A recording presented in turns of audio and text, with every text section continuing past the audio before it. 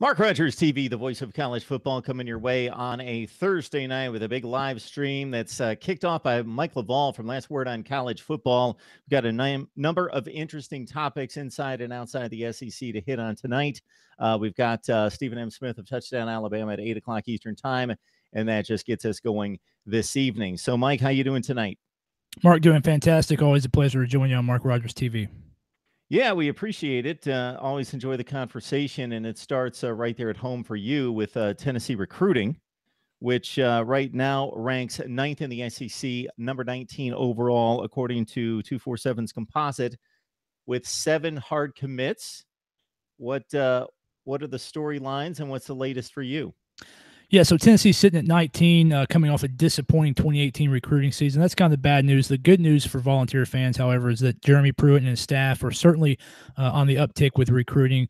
3 commits since May 1st. 2 of those are big-time recruits, starting with Wanya Morris, who's an offensive tackle out of Logan'sville, Georgia.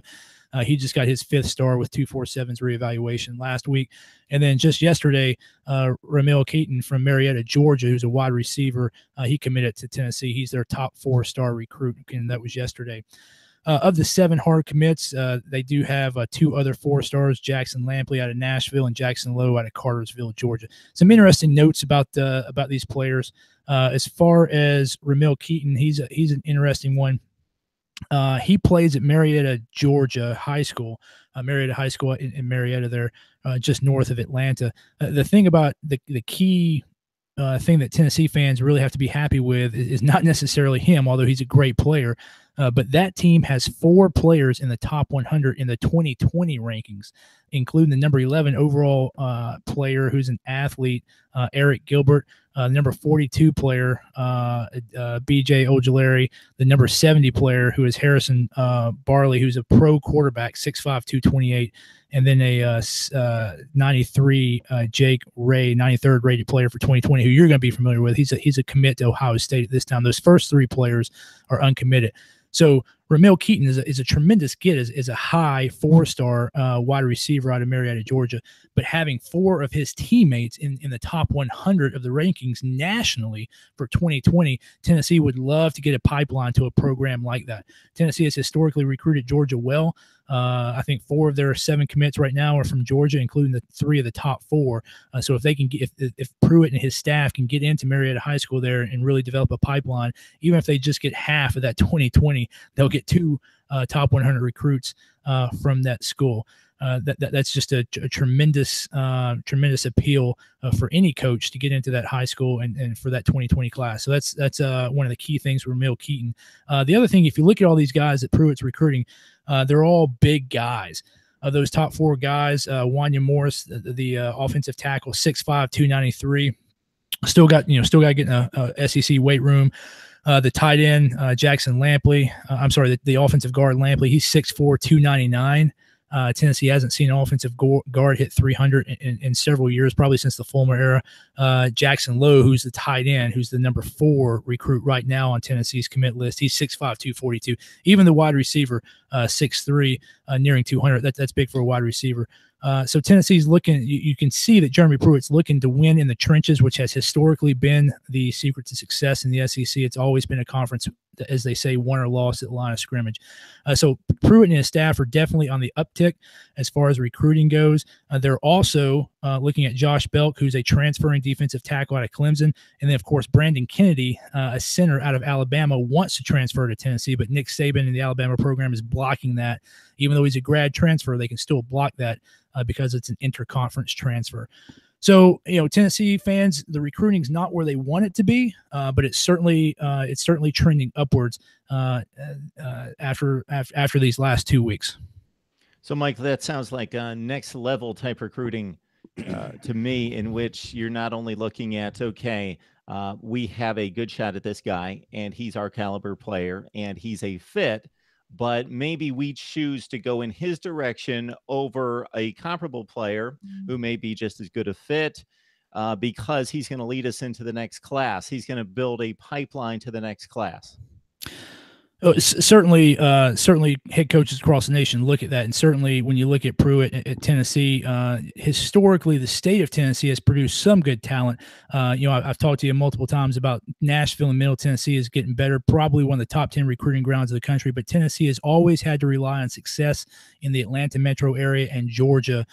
To really get top talent across the board at Tennessee. They can't just rely on the Nashville, Middle Tennessee metro area, and they can't rely on onesies and twosies from Florida, Texas, and California. They've historically recruited Atlanta very well. They've historically recruited Georgia very well. You can see that Jeremy Pruitt has bought into that, and he sees the value of that. Of course, all the SEC schools want to get into Atlanta, but taking over the Tennessee program, he has the ability to kind of ride off of the success of the program in Atlanta, and that's clearly something he's looking to do. Not only keep a fence around Tennessee, but also get into Atlanta and continue that Tennessee success.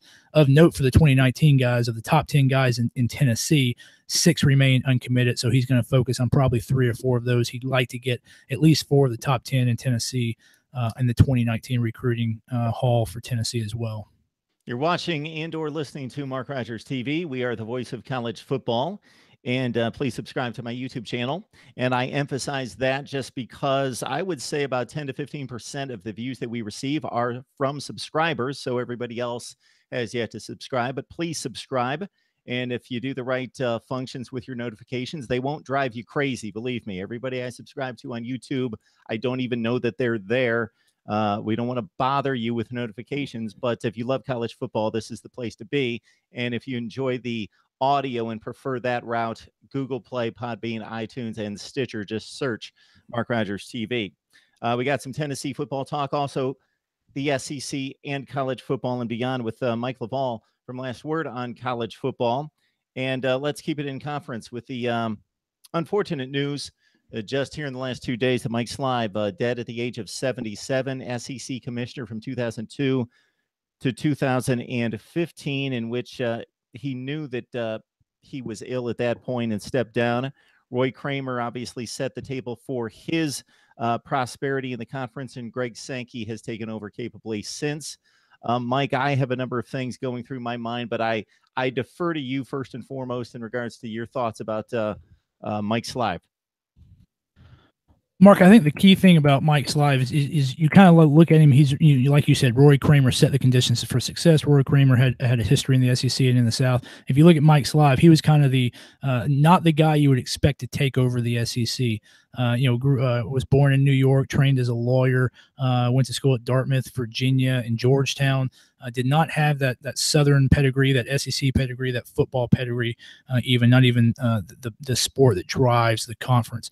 But what he was able to do, he was able to through his legal practice or through his law practice, where he focused on representing the schools in with the NCAA. He was able to learn the NCAA system. He was able to learn the business of college football, but most importantly, he was able to build consensus. When you talk about these university presidents, head coaches, athletic directors, and the sheer amount of money in college football, to get everyone at the table and to get everyone to buy into a common vision. All these people at the table have different perspectives, different interests, and at heart, they have their institution and their program first and foremost. And that's not necessarily a bad thing. That's just the reality of the situation. So what Mike Slive was able to do best was to get competing visions and competing agendas to agree for the common good, kind of like what Bill Belichick has done in New England. Suppress the egos and focus on the championships. That's a little bit harder when you're an administrator at college, because there is no championship for administrators or programs per se. And so when you take over the SEC, you've got 14. At that time, 12 when he took over, and now 14 institutions, and all are focused on themselves. They're looking at their interests first.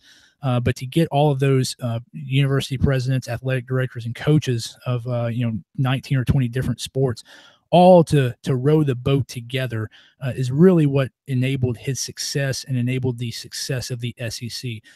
In my article yesterday about Commissioner Slive, I said that whether you either love the SEC or you kind of hate the SEC, one of the two, whichever one it is, it's because of Mike Slive.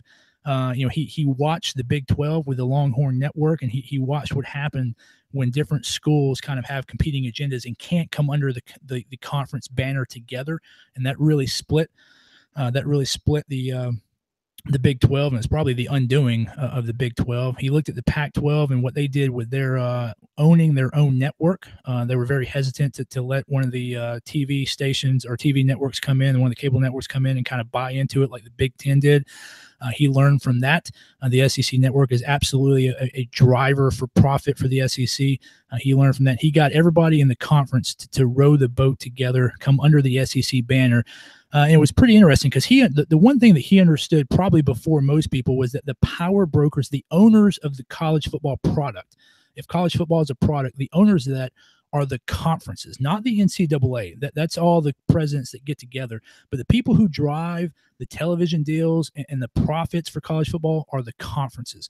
That's where the power lies. He was able to understand that, and he was able to get the SEC into a position where it's really, particularly when you talk about the revenue-generating sports, there's absolutely no doubt about it. The SEC is kind of the first amongst peers and the driving force in the current college landscape, particularly with the revenue generating sports. But that's what he was able to do. A fantastic leader, very humble man, just one of those guys that as we look across the college landscape today, and there's desperate need for quality leadership. Mike Slive he kind of set the example of what that quality leadership in the college football administration arena looks like. So college football, the sport's going to miss him, and he really set a high bar for those that follow him.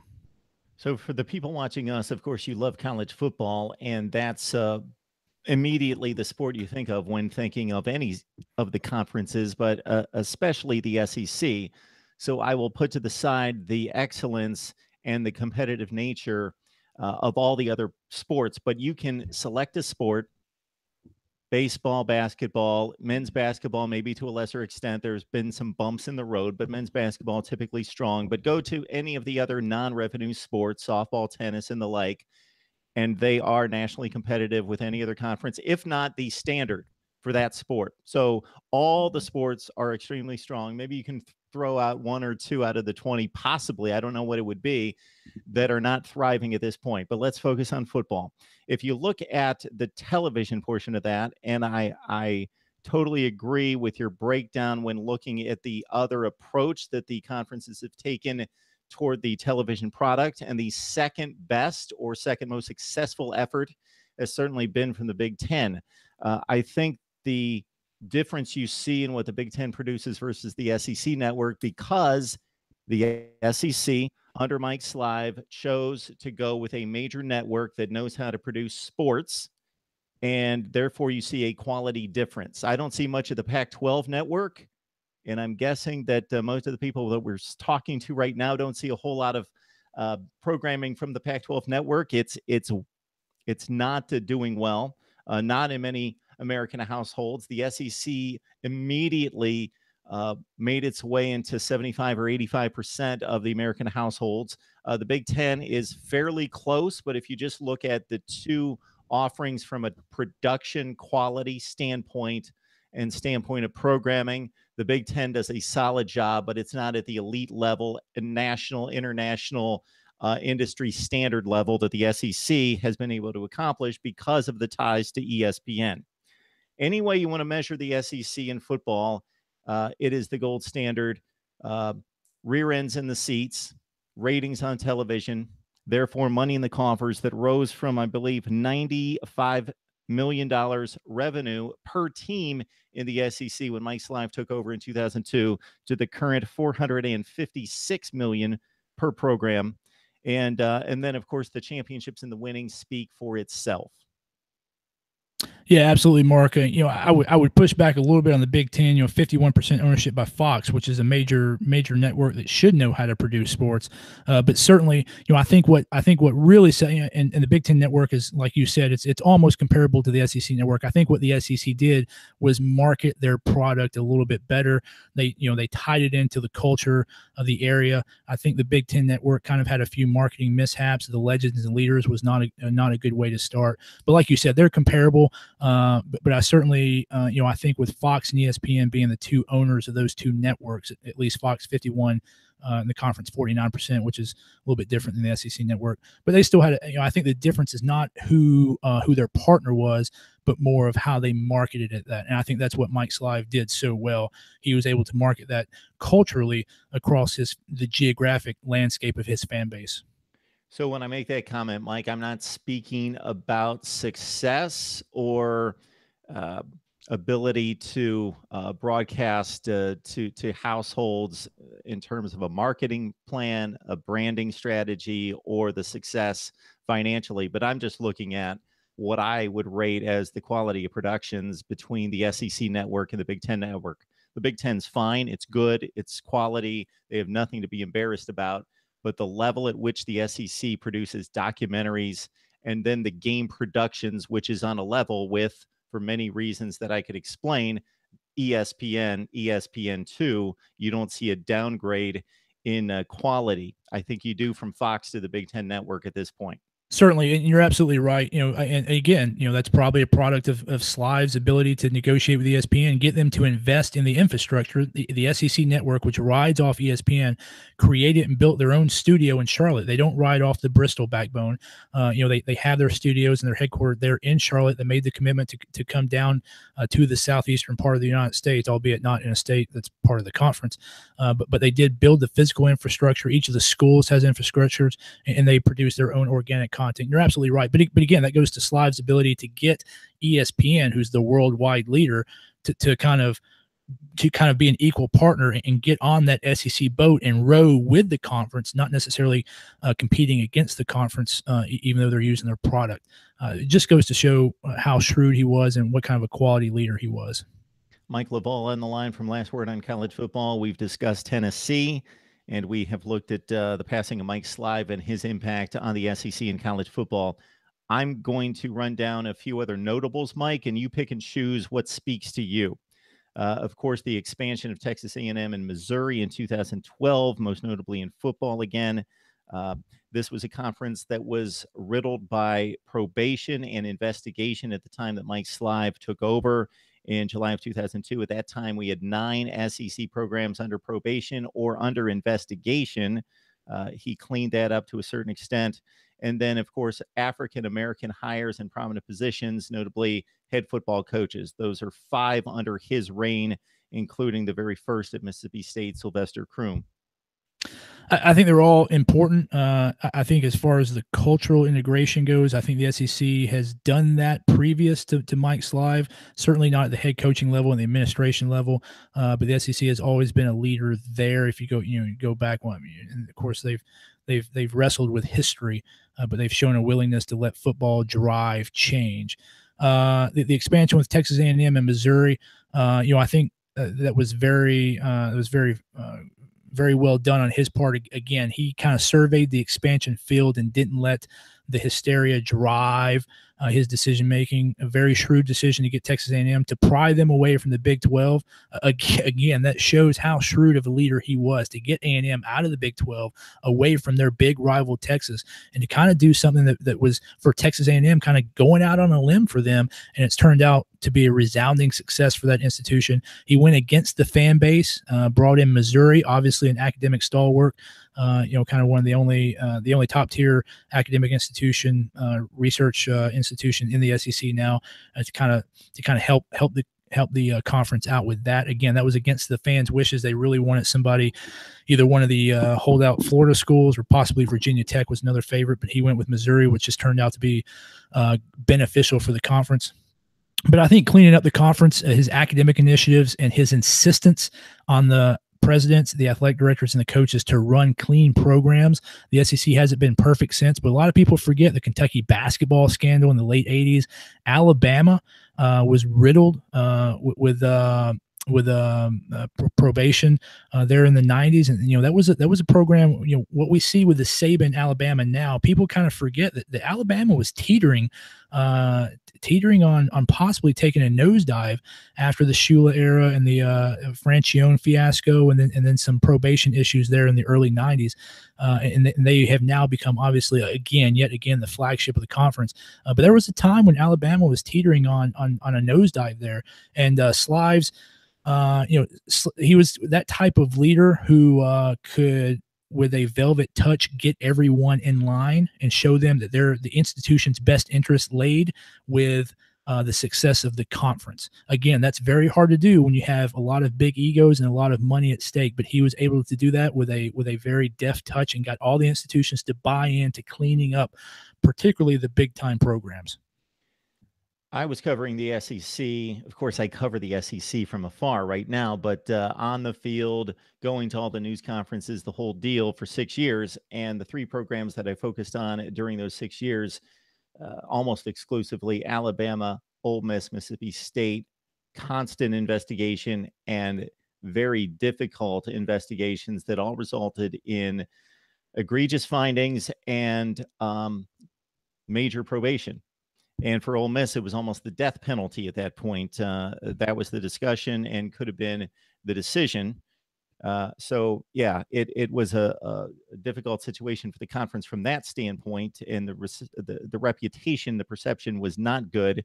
I will just hit on one thing with Texas A&M. It's easy for someone to sit and listen to you in 2018 and say, obviously, Texas A&M had an easy decision to move to the SEC, but they could have been very much a detached program, viewing it from that standpoint, thinking we're going to get lost in the SEC. We're going to be an attachment that's going to be kind of forgotten and out of place, and we're going to lose our base. We're going to lose our footprint in college football and in college athletics, detach ourselves from Texas, and we may get beaten down in the SEC and never become a true member perceived to be that way. And it was a more difficult decision than it appears to be in the aftermath.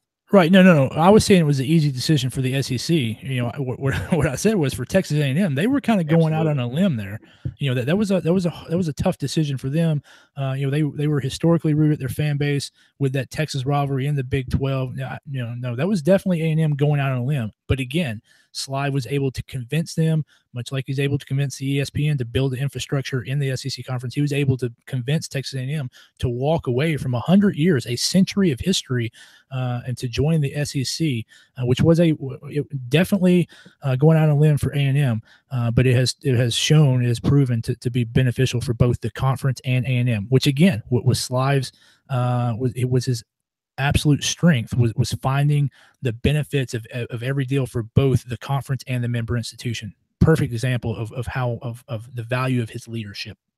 MarkRogersTV, the voice of college football. Please subscribe to my YouTube channel for the very best in college football coverage, including discussions like this with the best bloggers, broadcasters, and writers in the nation. Mike Laval on the line with us from Last Word on College Football. I encourage you to check out Mike's work and the rest of the staff there. Later tonight, we've got Tony Siracusa on deck to talk UCLA football at 9 o'clock Eastern time. We've got a situation that could be the story of the year when taken into totality of sports, and we'll give it the college football slant here, Mike. Of course, the Supreme Court just a few days ago struck down a 1992 federal law that effectively at the time banned commercial sports betting.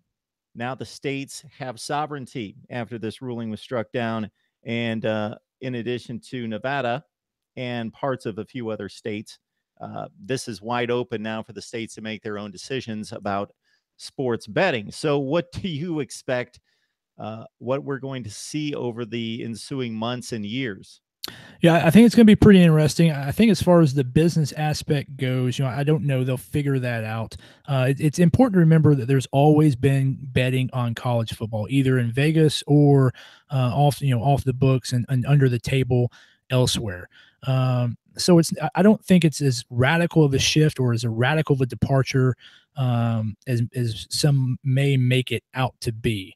But there are some concerns as far as the business. The business people will figure that out. That'll be driven by the books that already exist. As far as the on the field product, I don't think you're going to see much of a difference. What I worry about is the fabric of the game. Not so much that gambling threatens the fabric of the game. I think there's probably a little bit of an increase in probability there. You have to remember the NFL is highly regulated. There's only 32 teams. Power is distributed much more evenly. You have an involved front office. You have mature players that make a lot of money, et cetera. In college, there's far less distribution of power. You have 129 FBS schools. Power is kind of centralized in the head coach position. The players obviously don't make money. They're less mature just simply because of their age, not because of the quality of the person, but just because of their age. They're 17, 18, 19, 20-year-old kids. They're a little bit more susceptible, to things. And they come into contact with a lot more people on a daily basis, whether it's classmates or people walking around an open campus. There's just a higher possibility for somebody to hit them up and talk to them and kind of convince them to do something that's not in the sport's best interest. So while I think there is probably a little bit of an increase in the possibility of that kind of stuff, point shaving going on, I don't see it as an imminent threat. I don't see it as an existential threat to college football. I do think there's probably a little bit higher chance that it might happen, particularly maybe at a second or third tier school, a lower kind of G5 school where people might think it might go unnoticed. But where I really think, where I'm really concerned is just, and this is just the traditionalist in me, really the fabric of the game writ large, as far as the fans go.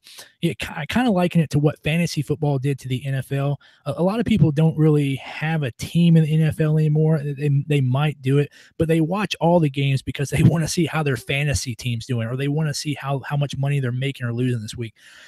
There are fewer fans today that watch the NFL just for the pure joy of watching quality football.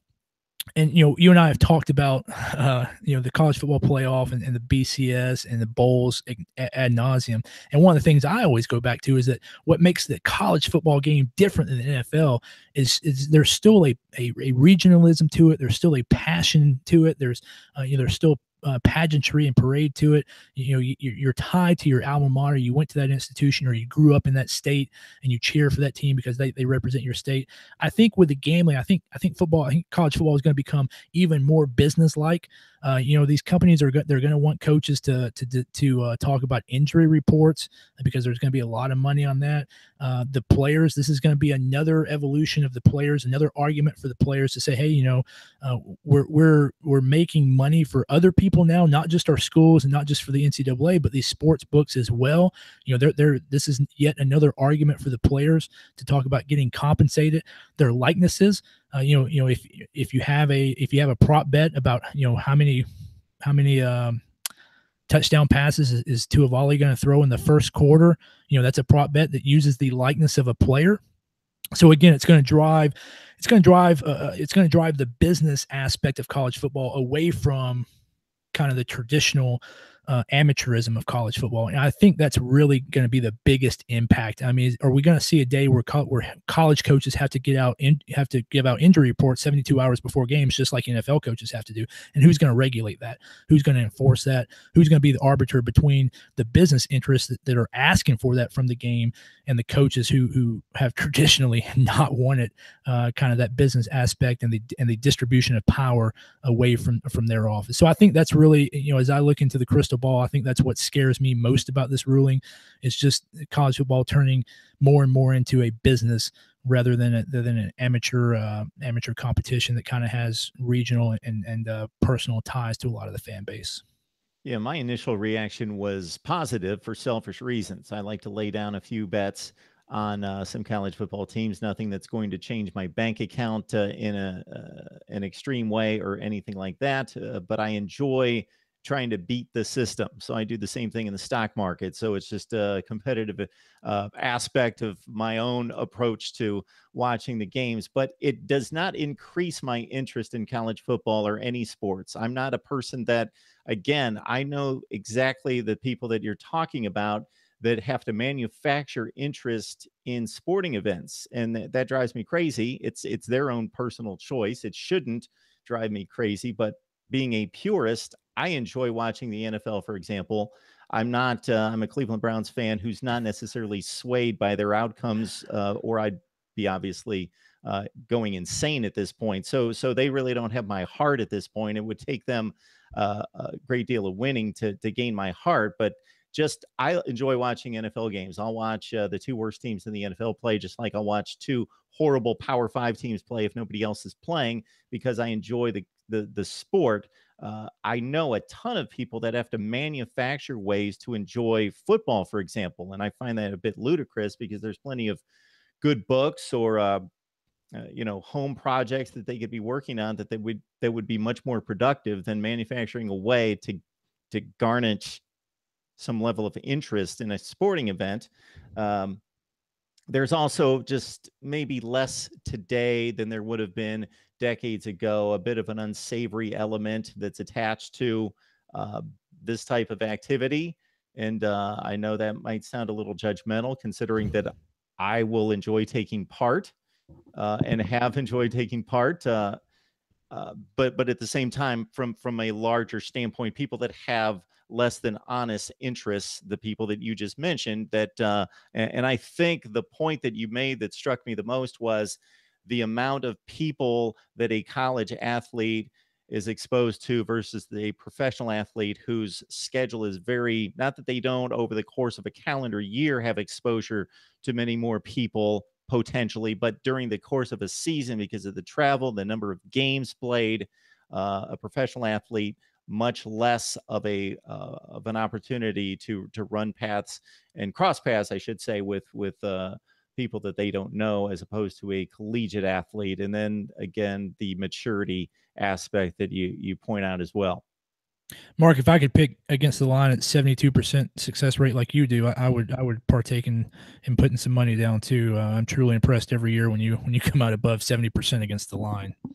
Well, it's maybe not quite that good, but it's something in that range. So we'll hope to nail it this time, and hope a lot of people are listening, so they'll listen to my predictions coming up this year, and hopefully I can get close to that because I definitely enjoy it. I'm somebody that was doing it at 10 years old when I barely knew what a line was, but watched Jimmy the Greek Snyder on the NFL Today and thought, man, that's cool, and instantly took to it. Before his epic downfall. Yes, certainly was. So that's Mike LaValle from Last Word on College Football. As you can hear, not just with Tennessee, but really takes in the landscape of college football and in particular the SEC. And he has a lot of good things to say and write. So if you want more perspective on the Mike Slive passing and his impact on the SEC and as the leader in college football, the entire nation, please check out Mike's work there and the rest of the crew there at Last Word on College Football. Before I let you go, Mike, anything else? Nope. Happy to join you as always. Check us out at lastwordoncollegefootball.com, and I'm on Twitter at MikeL_LWS. Also on Mark's feed. Pleasure as always to join you, Mark. And we are coming right back with Stephen M. Smith of Touchdown Alabama to talk the Tide. So keep it right here. Thanks, Mike.